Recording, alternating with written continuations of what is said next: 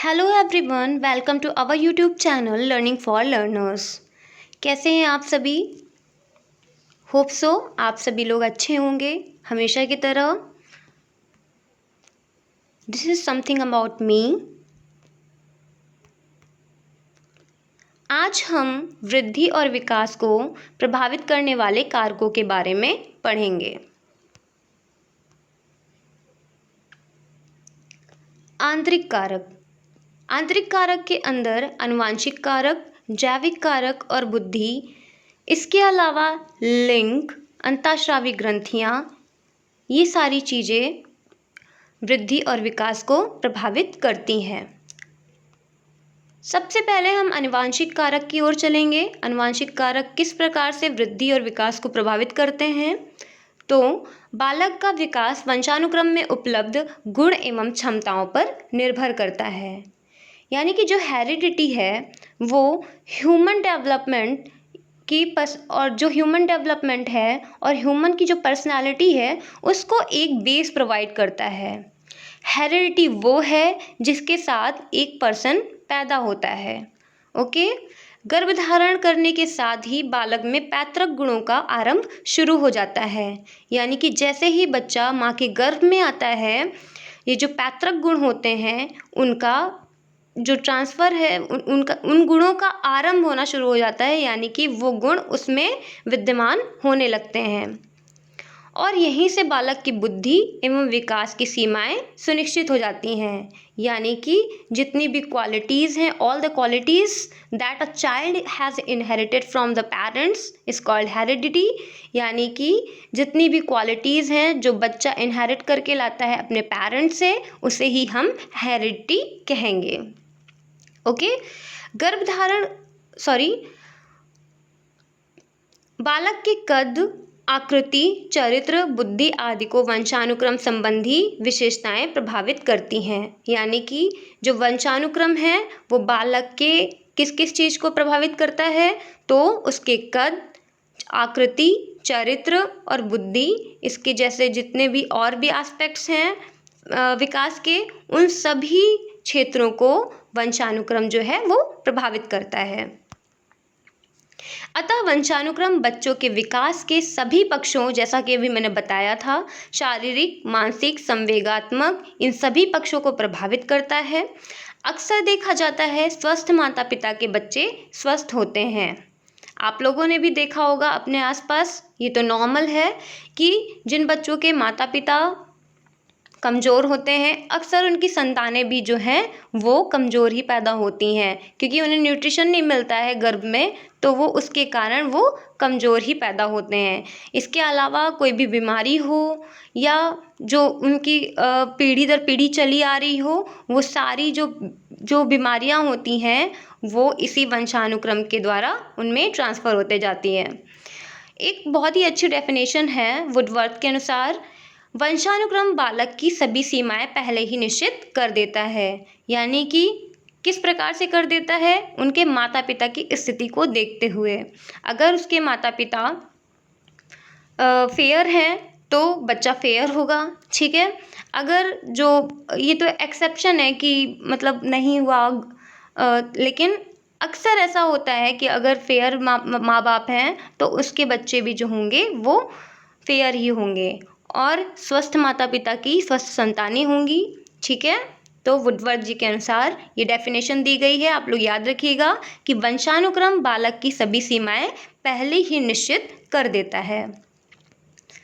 दूसरा सबसे बड़ा कारक आता है वातावरण, ठीक है। इसके पहले मैंने अभी और भी आपको कारक बताए थे जिसमें बुद्धि आता है, यहाँ पे मैंने मेंशन नहीं किया है, मैं ऐसे ही बता देती हूँ आप लोग। लेकिन जी ये जो दो मेन कारक हैं वंशानुक्रम और वातावरण, इनको मैं अच्छे से समझाऊंगी। इसके अलावा वंशानुक्रम के अलावा जो एक आंतरिक कारक है बुद्धि, तो बुद्धि कैसे किस प्रकार से प्रभावित होती है कि अक्सर ये देखा जाता है कि कुशाग्र बुद्धि वाले बालकों का शारीरिक एवं मानसिक विकास मंद बुद्धि वाले की अपेक्षा बहुत ही तेज गति से होता है। यानी कि जिनकी बुद्धि बहुत ही कुशाग्र होती है, बहुत तीक्ष्ण होती है, उन बालकों का शारीरिक और मानसिक विकास जो कम बुद्धि वाले छात्र होते हैं या बच्चे होते हैं उनकी अपेक्षा अधिक तेज़ी से होता है। कुशाग्र बुद्धि यानी कि अधिक बुद्धि जिनके पास है वो बालक शीघ्र बोलने लगते हैं, चलने लगते हैं और सारे जितने भी काम हैं वो टाइम से करने लगते हैं। जो प्रतिभाशाली बालक होते हैं वो 11 माह में, सामान्य बुद्धि वाले 16 माह की आयु में और मंद बुद्धि बालक 24 माह की आयु में बोलना सीख लेता है। तो ये तो हुई बुद्धि से रिलेटेड बात। इसके आगे चलते हैं वातावरण संबंधी कारक। ठीक है, वातावरण बालक के विकास को प्रभावित करने वाला महत्वपूर्ण कारक है। वातावरण के प्रभाव के कारण ही व्यक्ति में अनेक विशेषताओं का विकास होता है। बच्चा जिस वातावरण में पैदा होता है या जिस वातावरण में रहता है उसका प्रभाव उस पर पड़ता है। बालक के जीवन में विद्यालय, समाज, पड़ोसी और परिवार का प्रभाव सबसे अधिक होता है। अतः बालक के विकास में अच्छे वातावरण का बहुत बड़ा प्रभाव है। ठीक है, यानी कि जो वातावरण है, अब अगर वातावरण के बारे में देखें तो हम अपने ही आसपास की चीज़ों को ले लेते हैं। जैसा हमारा समाज होगा हमारी मानसिकता वैसी ही बनती जाएगी। हम जिस ग्रुप में रहेंगे हमारे ग्रुप के टाइप की हमारी मानसिकता बनेगी। ठीक है, यानी कि अगर कोई गांव का बच्चा है, ठीक है, वो अगर किसी शहर जाकर पढ़ता है तो उस पर, उसकी बुद्धि पर, उसके व्यक्तित्व पर बहुत बड़ा प्रभाव डालेंगी। वहीं अगर एक गांव का बच्चा वहीं रह जाता है तो हो सकता क्या है, वो इतनी प्रोग्रेस नहीं कर पाता है वहाँ रहकर, क्योंकि वहाँ पर इतनी सुविधाएं नहीं हैं, वहाँ का माहौल भी ऐसा नहीं होता है कि बच्चा उसमें पूर्ण रूप से डेवलप कर पाए। ठीक है, तो जैसा वातावरण होगा वैसा ही बालक होता है। तो वातावरण वंशानुक्रम संबंधी चीज़ों को भी चेंज कर देता है, बहुत सारी चीज़ों को चेंज करता है। तो वातावरण अपने आप में बहुत बड़ा कारक है वृद्धि और विकास में। ठीक है, इसके आगे चलते हैं। पोषण, बालक के सामान्य विकास के लिए पौष्टिक आहार की आवश्यकता होती है। प्रायः सभी परिवारों में बालक के भोजन पर ध्यान नहीं दिया जाता है। शारीरिक विकास के लिए आयोडीन, कार्बोहाइड्रेट, विटामिन, कैल्शियम इत्यादि बहुत ज़रूरी होते हैं। इन सभी के अभाव में बालकों का विकास रुक जाता है। जैसा कि हम लोग जानते हैं कि अगर पोषण सही ढंग का नहीं मिलेगा तो बच्चा जो है वो अच्छे से डेवलप नहीं करेगा। तो इसके लिए ज़रूरी है कि उसे पौष्टिक आहार दिया जाए। और सभी जितने भी आजकल जो हमारी फैमिलीज़ हैं वो बच्चों के भोजन पे ध्यान नहीं देते हैं, उनको पूरा न्यूट्रिशन नहीं देते हैं, जबकि यही जो सारे न्यूट्रिशंस होते हैं वो विकास की प्रक्रिया में बहुत सहायक होते हैं। ठीक है, अगर इनका अभाव हो गया तो बालकों का विकास रुक जाता है। आयु, बाल्यावस्था एवं किशोरावस्था के आयु वर्गों में आयु वृद्धि के साथ साथ शारीरिक विकास की गति एवं स्वरूप परिवर्तित होते रहते हैं। जैसे जैसे वृद्धि होती जाती है वैसे वैसे शारीरिक विकास होता है। ठीक है, उसका स्वरूप परिवर्तित होता रहता है, मानसिक क्रियाएं बदलती रहती हैं। यानी कि कहने का मतलब ये है जैसे जैसे बच्चा बड़ा होता जाता है वैसे वैसे उसकी शारीरिक विकास की गति और उसका रूप परिवर्तित होते रहते हैं और साथ ही उनका मानसिक विकास भी प्रभावित होता है। दूसरा कारक है बाह्य कारक, जिसके अंदर कुछ पॉइंट्स हैं जब बच्चा माँ के गर्भ में होता है। अब ये बाह्य कारक में रखा गया है क्योंकि जो माँ है वो तो बाहर है, ठीक है, और जो बच्चा है वो गर्भ के अंदर है। तो किस प्रकार से बच्चे को बाह्य कारक अफेक्ट करेगा जब बच्चा माँ के गर्भ में हो तब, यानी कि उस दौरान जब माँ के गर्भ में बच्चा होता है माँ का शारीरिक व मानसिक स्वास्थ्य कैसा है, इस चीज़ का असर उस बच्चे के विकास पर बहुत पड़ता है।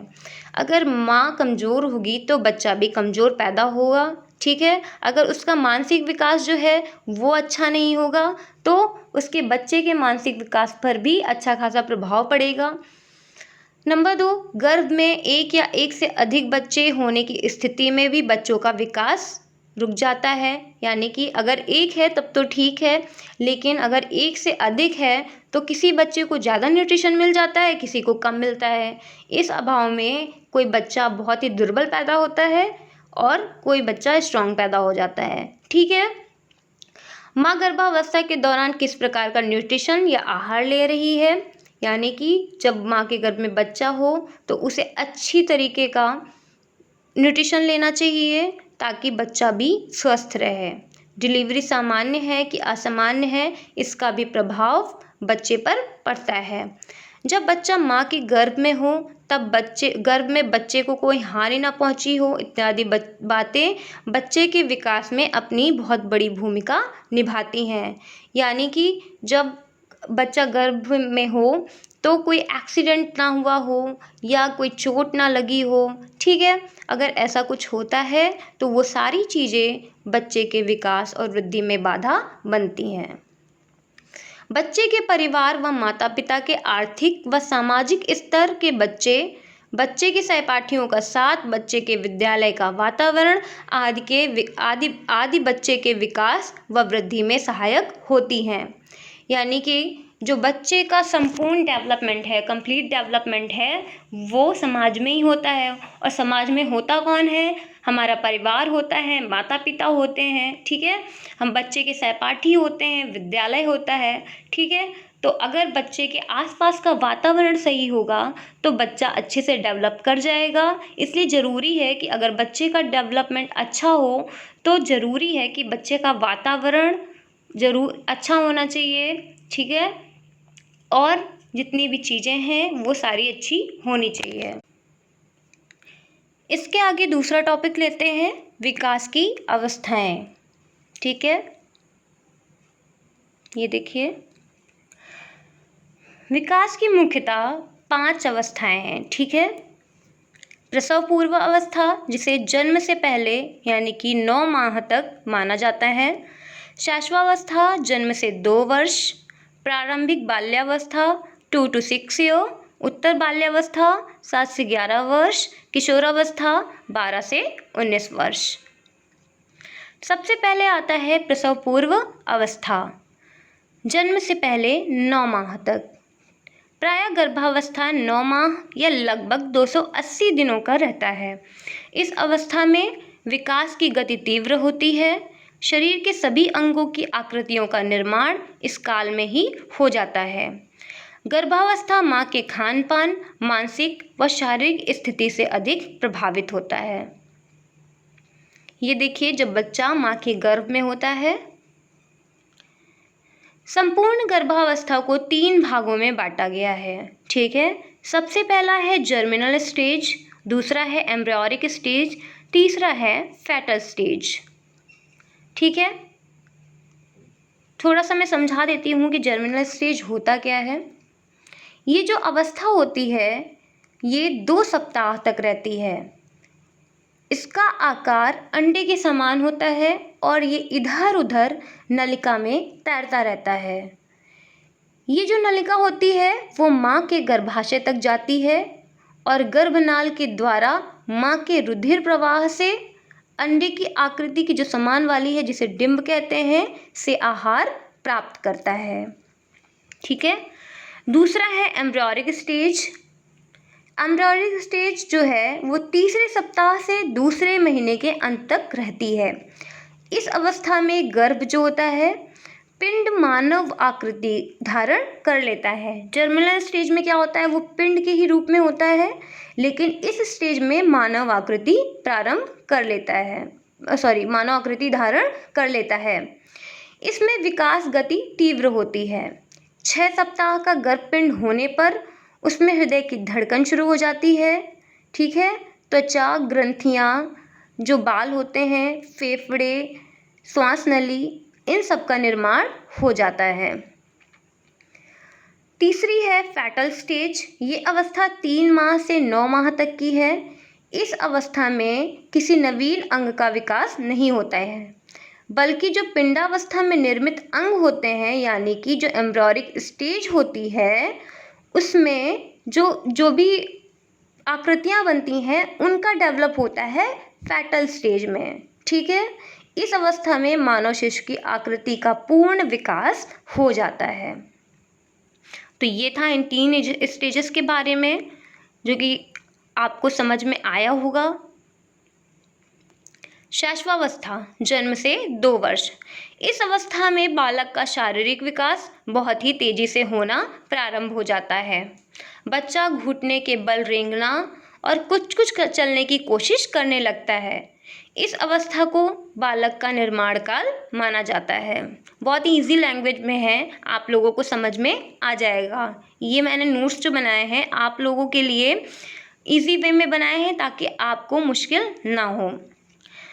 फ्रायड के अनुसार मानव जो कुछ भी बनना चाहता है वह प्रारंभिक 5 वर्षों में बन जाता है। ठीक है, जो फ्रायड जी हैं वो क्या कहते हैं, जो बच्चा है वो जो कुछ भी बनना चाहता है वो उसके 5 वर्ष डिसाइड कर लेते हैं कि उसे क्या बनना है। इस अवस्था में बालक पूर्णतः अपरिपक्व होता है, उसका व्यवहार पूरी तरह से सुख प्रवृत्ति से जुड़ा होता है। ठीक है, इस अवस्था में अनुकरण के द्वारा सीखने की प्रवृत्ति, संवेगों का प्रदर्शन, आत्म प्रेम इत्यादि की भावनाएं विद्यमान रहती हैं। वो अपनी इस दुनिया की समझ अपनी ज्ञानेंद्रियों से बनाता है। ज्ञानेंद्रियां ही उसकी शिक्षक होती हैं। जैसे भी कोई बच्चा कोई चीज़ छू कर या देख कर सीखता है। ठीक है, इसमें जो है लैंग्वेज डेवलपमेंट बहुत ही पहले होना स्टार्ट हो जाता है। इस स्टेज में बच्चे का जो ट्रांजिशन होता है वो एक पहले डिपेंडेंट टॉडलर होता है, उसके बाद एक एक्टिव चाइल्ड बन जाता है। ठीक है, अगर फिजिकल डेवलपमेंट के टर्म में देखें तो ये स्टेज इन्फेंसी रिकॉर्ड्स को मोस्टली इसमें ग्रोथ होती है। ठीक है, आगे चलते हैं। दूसरा है प्रारंभिक बाल्यावस्था यानी कि 2 to 6 ईयर। इस अवस्था में बच्चा अधिकतर समय अपने खिलौनों के साथ व्यतीत करता है, अतः इसे खिलौनों की आयु भी कहते हैं। इस अवस्था में बच्चे प्ले स्कूल जाना प्रारंभ कर देते हैं। इस अवस्था में बच्चा आत्म केंद्रित होता है। यह अवस्था बच्चे के भाषाई विकास में बहुत ही संवेदनशील होता है। ठीक है, वो इगोसेंट्रिक होता है जो बच्चा होता है इस स्टेज में। और ये जो पीरियड होता है ये लैंग्वेज डेवलपमेंट के लिए बहुत ही सेंसिटिव पीरियड होता है। इसके पहले वाली जो अवस्था थी उसमें क्या होता है, बच्चे का भाषाई विकास होना शुरू होता है, लेकिन जो 2 to 6 ईयर वाली एज है यानी कि प्रारंभिक बाल्यावस्था, इसमें ये जो लैंग्वेज डेवलपमेंट है बहुत ही सेंसिटिव पीरियड है, क्योंकि बच्चों के सामने जो भी हम बोलते हैं उनको वो बहुत ही जल्दी से कैच करते हैं और वही अपना लेते हैं। ठीक है, आगे चलते हैं। उत्तर बाल्यावस्था जो 7 से 11 वर्ष तक की अवस्था को माना गया है। इस अवस्था में बच्चा पारंपरिक रूप से विद्यालय जाना शुरू कर देता है। उसमें क्या था, वो प्ले स्कूल जाता था, अब इसमें ये जाएगा और जो किताबी नॉलेज है किताबों से पढ़ेगा। ठीक है, उसी को पारंपरिक रूप से विद्यालय जाना कहेंगे। अतः इस अवस्था को एलिमेंट्री स्कूल की एज भी कहते हैं। ठीक है, इस अवस्था में मित्र बनाने की इच्छा प्रबल होती है। बच्चे अपना ज़्यादातर वक्त अपने साथियों के साथ व्यतीत करते हैं। इस अवस्था को ट्रबलसम आयु भी कहते हैं। इस अवस्था में बच्चे बहुत ही ज़्यादा रचनात्मक होते हैं, बहुत ही क्रिएटिव होते हैं। वो कुछ ना कुछ खोज किया करते हैं, कुछ ना कुछ बनाया करते हैं। ठीक है, तो इस एज के बच्चों को उनके कार्यों को करने से रोकना नहीं चाहिए। उन्हें जो भी रचनात्मकता भरे कार्य करने होते हैं उन्हें करने देना चाहिए। और इस अवस्था में बच्चों द्वारा किए गए जो अनुभव होते हैं वो पूरे जीवन भर उसके पूरे जीवन पर ये जो अनुभव होते हैं वो अच्छा खासा प्रभाव डालते हैं। यानी कि इस समय जो किए गए अनुभव होते हैं वो अपनी वो पूरे जीवन लेकर चलते हैं, वो उनके साथ रहते हैं। आगे चलते हैं किशोरावस्था जो कि है 12 से 19 वर्ष। किशोरावस्था में बौद्धिक विकास सबसे अधिक होता है। यह अवस्था किसी भी व्यक्ति के जीवन का सबसे नाजुक अवस्था होती है। इस अवस्था में बच्चा अपनी पहचान बनाने की कोशिश करता रहता है और समाज में अपना स्थान देखता है। यानी कि आइडेंटिटी क्राइसिस होती है। वो चाहता है कि मतलब लोग उसे पहचाने और अपना हमेशा देखता रहता है कि क्या है उसकी समाज में स्थिति, उसको लोग किस चीज़ से जानते हैं, तो वो कुछ ना कुछ चीज़ों में अपनी पहचान बनाने की कोशिश करता रहता है। बहुत ही एक अच्छी डेफिनेशन है स्टेनले हॉल के अकॉर्डिंग, किशोरावस्था तनाव एवं तूफान की अवस्था होती है। इस अवस्था में इनका व्यवहार कभी कभी आक्रामक हो जाता है और बालक की सोच विचार अमूर्त व तर्कसंगत होने लगते हैं। ठीक है, थैंक यू सो मच। अगर आपको वीडियो पसंद आया हो तो लाइक करिए, सब्सक्राइब करिए और शेयर करिए।